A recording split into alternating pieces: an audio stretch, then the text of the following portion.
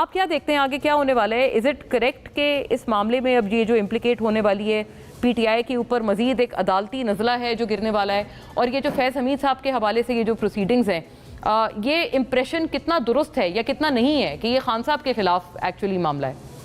देखिए, इस वक्त जो भी इम्प्रेशन बन रहा है, हालात हुकूमत के लिए साजगार हैं, क्योंकि अदालतें जो हैं वो बज़ाहिर ये लग रहा है कि मौजूदा हालात में पीटीआई को कोई रिलीफ के देने की सिचुएशन में नहीं है। जो जज हमने देखा माजी में 12 जुलाई में जिन्होंने मखसूस नशिस्तों में फ़ैसला किया, उनको साइड लाइन कर दिया गया। एक दो कोई शामिल किया बेंच में, लेकिन वो भी देख के सूरत हाल देख के किया गया। तो मेरा ख्याल है कि जो आज फैसला आया है फौजी अदालतों में सिविलियन ट्रायल का, इसमें बेंच की तरफ से भी एक सवाल उठता है कि जी आपने कंडीशनली अलाउ किया है, किस कानून के तहत कोई लॉ पॉइंट साइड किया है, कोई इंटरनेशनल प्रेसिडेंट साइड किया है?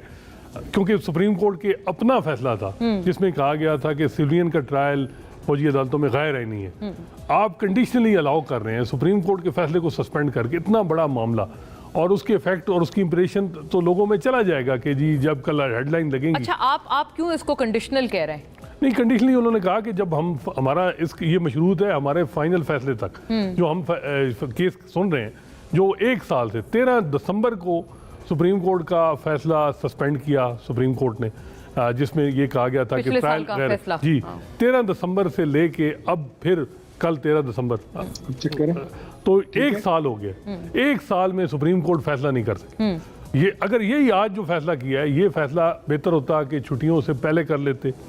13 दिसंबर को पिछले साल ही कह देते कि जी जो आप फैसले अनाउंस कर दें और जो ये फैसले हैं फौजी अदालतों के, ये मशरूत होंगे हमारे फैसले के साथ। अगर हम ट्रायल को गैर आईनी डिक्लेयर करते हैं तो वो सारा कुछ ख़त्म हो जाएगा। लेकिन अब सवाल ये पैदा होता है कि ये लोग जो 1.5 साल गुजार चुके हैं, अगर ये कहा जाता है कि इनकी ट्रायल गैर आईनी है, तो क्या दोबारा एटीसी में इनके ट्रायल चलेंगे?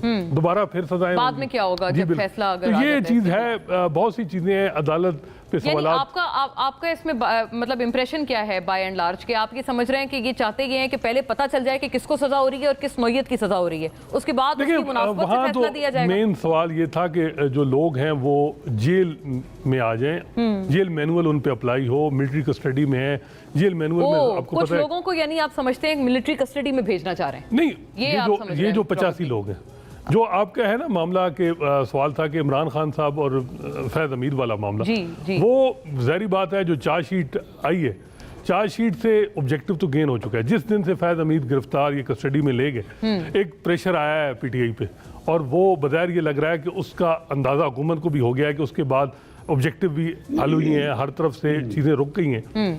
अब ये है कि वो चार्ज फ्रेम हुआ है, चार्ज फ्रेम में वो चीज़ें डाली गई हैं जो जिससे ये है कि जी इमरान खान को भी उसमें यानी इम्प्लिकेट कर सकते हैं। मज़ीद उस पर इन पे पीटीआई पे प्रेशर पड़ेगा।